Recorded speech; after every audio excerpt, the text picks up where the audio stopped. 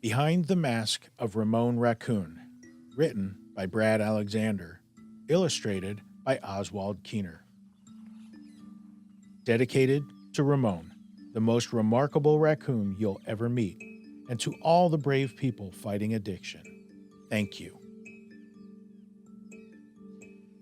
In a forest not far from here lived a little raccoon named Ramon. He lived in a nursery, which is what a group of baby raccoons is called, with his family. You probably know that raccoons have distinct black marks on their face, which makes them look like they're wearing a mask. It makes them appear adorable, yet mischievous. Ramon was a unique raccoon. He wore another kind of mask over the one he was born with. Ramon was a sad raccoon. From the time he was a kit, bad things were done to him by others who were supposed to care for and protect him. When he talked about it to those in the forest, he could tell it made them upset and uncomfortable. They didn't want to hear of such things. Ramon thought he had done something wrong to deserve being hurt and mistreated. Not wanting to upset anyone else, he stopped talking about it. The problem was he could still feel the sorrow in himself. Ramon wanted to feel joy again like he did before he was hurt. He prayed for the hurt to go away like his mama taught him, but his fear of letting go kept him from truly healing. To protect others from feeling bad because of him, Ramon started wearing a different kind of mask. A smile. When his friends and family looked at him, the smile mask said, "Everything is okay with Ramon." But under his mask, there was no joy, only sorrow and shame. The little raccoon loved skateboarding with the other woodland creatures. It was something he enjoyed, and it helped him forget the painful things that he endured. One day at the skate park, Ramon was trying a new trick, but he couldn't land it. He was getting mad. He kept crashing every time. Finally, he screamed, "I can't do anything right!" He grabbed the skateboard and smashed it, breaking it in two. His mask had fallen off. He sat there in tears. He couldn't stop crying, but he didn't know why. A couple of his friends, Sonny and Sarah Squirrel, asked him if he was okay.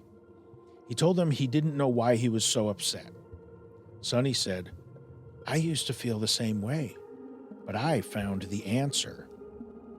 Sarah questioned Sonny, "Are you sure? He might not be ready for that." Sonny replied, "This kid is hurting. You know it'll take away the pain. Here we go." Sonny handed Ramon a secret remedy and showed him how to use it. Ramon was nervous, but his sorrow and pain outweighed his hesitation. He did it just how Sonny had told him, and wow, he started to feel light and happy. Nothing seemed to matter. Everything felt good for a while. When the remedy wore off, Ramon started feeling bad again. But on top of that, he felt sick. He was shaking, sweating, and his whole body ached. He called Sonny and asked him, "What's wrong with the remedy?" Sonny told him nothing was wrong. Ramon just needed to get more. But it would cost him money. Ramon already has a natural bandit mask, so he did what he thought he needed to be done to get more of the remedy. He began stealing from others. He started tricking and lying too. He no longer thought about joy. He didn't want to feel anything. It only got worse for Ramon. His true friends didn't want to be around him anymore. His friends and family were worried about what was happening to Ramon. But Ramon continued to wear the mask, pretending everything was all right to keep everyone else happy.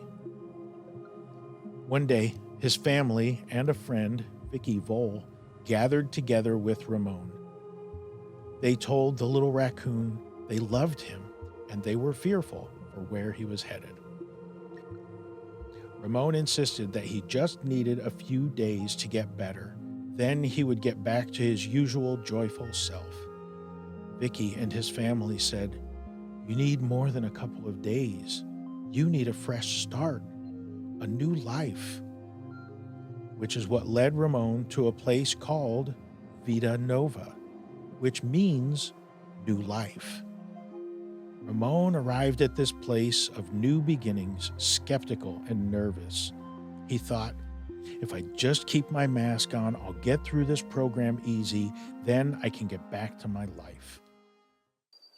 Surrounded by all kind of other critters with problems of their own, he wasn't sure what help this place could be.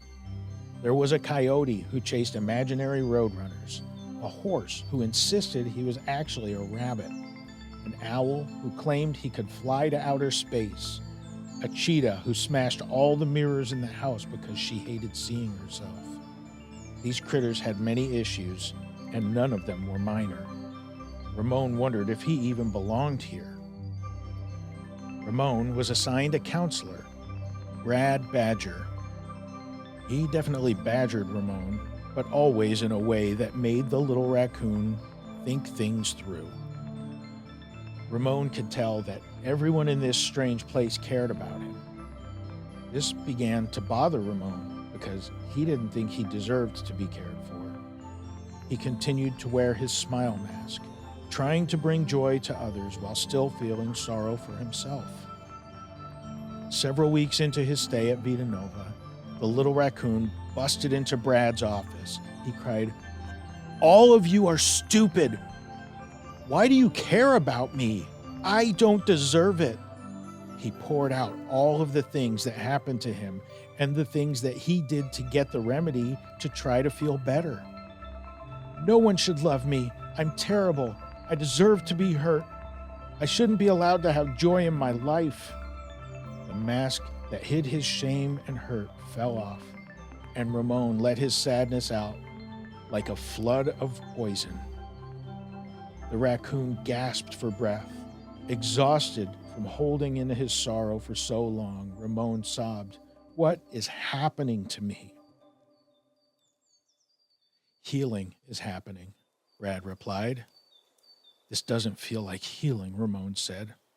"I know it doesn't feel comfortable in the moment, but what happens next is glorious." He smiled, holding back his own tears. "Ramon, you're finally understanding what grace means. The love your family, friends, and the misfit critters in this house have for you has nothing to do with what you've done, good or bad. We love you because you're you. You were put here by your Creator to live a life only you can live and fulfill a purpose for which you were designed." Over the next few months, Ramon began talking about his hurt, his sorrows, and fears.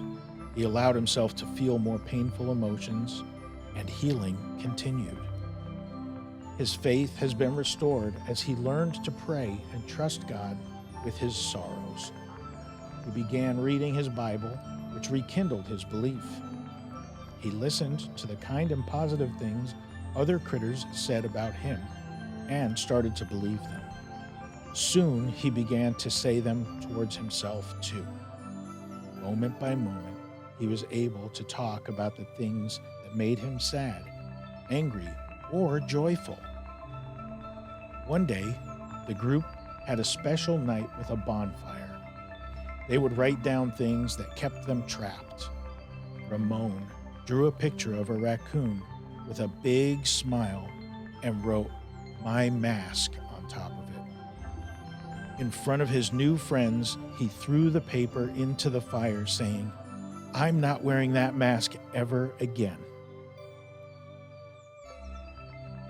Now, when Ramon smiles, it's a reflection of the joy he feels. When he is sad or upset, he shows it and he talks to others about it. Ramon Raccoon was ready to graduate Vida Nova and move forward with his journey into a new life. He said, "Today I'm leaving Vida Nova, but I'm taking a new life with me. It's mine to keep, one day at a time."